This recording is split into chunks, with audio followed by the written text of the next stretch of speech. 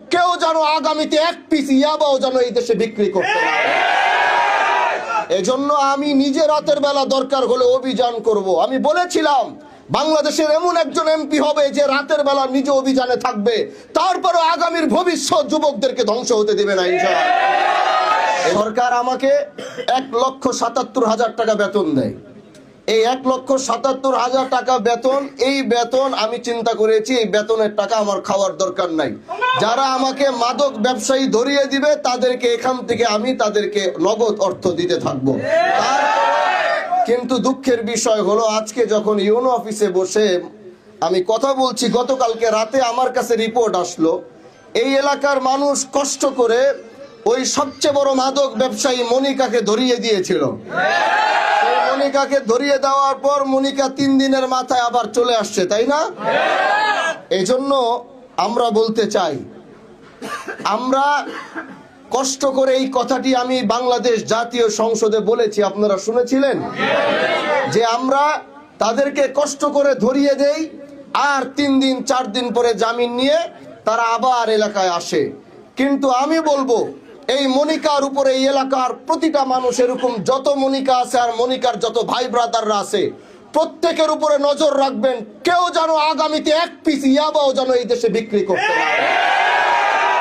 এজন্য আমি নিজে রাতের বেলা দরকার হলে অভিযান করব। আমি বলেছিলাম বাংলাদেশের এমন একজন এমপি হবে যে রাতের বেলা নিজে অভিযানে থাকবে, তারপরে আগামীর ভবিষ্যৎ যুবকদেরকে ধ্বংস হতে দেবে না ইনশাআল্লাহ। এজন্য আমি আজকে ইউনূস সাহেবের সাথে কথা বলেছি। আমি মাদারীপুর 2 জাহানদারির ভাই এবং মাদারীপুর 3 খোকন ভাই, আমি আগামীতে এই 2 জনকে নিয়ে খুব দ্রুত মাদারীপুর জজের সাথে, জজ যিনি আছেন তার সাথে আমি মিটিং করব এবং তার সাথে মিটিং করে তাকে আমরা বলবো যে মাদারীপুরের মাদকের অবস্থা যেমন আপনারা যদি 2 দিন পর পর ছেড়ে দিবেন তাহলে আমাদের পক্ষে এই দেশকে মাদক মুক্ত করা সম্ভব হবে না।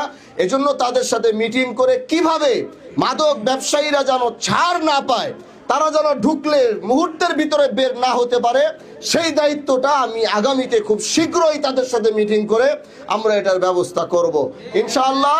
আপনারা এরকম প্রতিবাদী হয়ে উঠবেন যেখানে অন্যায়, আমি বলেছি আমি হানজালার অন্যায় দেখলে সাথে সাথে দাঁড়িয়ে প্রতিবাদ করবেন, আবার যদি কোনো ভুল হবে প্রতিবাদ করবেন। আমি অন্তত এই শিবচরের মানুষের সেই বাক স্বাধীনতা ফেরত দিতে চাই, যেখানে শিবচরের মানুষ অন্যায় দেখবে শিবচরের মানুষ গর্জে ওঠে সেখানে প্রতিবাদ করবে।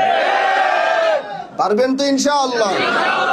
এজন্য আমরা এসেছি এই দেশের মানুষকে শান্তিতে রাখার জন্যে, আমরা এসেছি চোর ডাকাতের হাত থেকে দেশকে হেফাজত করার জন্য, আমরা এসেছি এই দেশের মানুষকে রাত্রে বেলা টেনশন মুক্ত ভাবে যে ঘুমাতে পারে, ছিনতাই চুরি ডাকাতি এই সব কিছুর একটি ব্যবস্থা যেন আমরা করতে পারি, এই দেশের মানুষ যেন ভালোভাবে থাকতে পারে, গোটা বাংলাদেশের একটি রোল মডেল যেন শিবচর হতে পারে, সেই চিন্তা, সেই চেতনা, সেই ফিকির নিয়ে আমি চলছি। আমার জন্য খাস করে দোয়া করবেন, সব সময় যেন আপনাদের সাথে, আপনাদের পাশে কাঁধে কাঁধ মিলিয়ে চলতে পারি, আপনাদের সাথে হাঁটতে পারি, সাথে চলতে পারি। শিবচরের মানুষকে যেন এমপিকে খোঁজার জন্য যেন যেতে না হয়, শিবচরের মানুষ যেন যখন তার এমপিকে দরকার তখনই যেন সে পাশে পায়, এরকম একজন এমপি হিসাবে যেন আল্লাহ আমাকে কবুল করে। হায়াতে বেঁচে থাকলে আবার দেখা হবে, আবার কথা হবে। সেই পর্যন্ত সবাই ভালো থাকবেন। আজকের এই অফিস আমরা উদ্বোধন করব। এই অফিসের মাধ্যমে এখানকার যারা থাকবে আপনাদের অভিযোগ, আপনাদের বিচার যা থাকবে আপনারা এসে এই অফিসে দায়িত্বশীলদের কাছে দিবেন, তারা আমাদের সাথে যোগাযোগ করবে। আপনার সমস্যা কিভাবে সমাধান করা যায় আমাদের নেতৃবৃন্দ সর্বোচ্চ চেষ্টা করবে।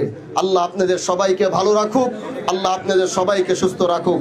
আবার দেখা হবে ইনশাআল্লাহ। নাসরুম মিনাল্লাহি ওয়া ফাতহুন করিব ওয়া বাশশিরিল মুমিনিন। আসসালামু আলাইকুম ওয়া রাহমাতুল্লাহি ওয়া বারাকাতুহু।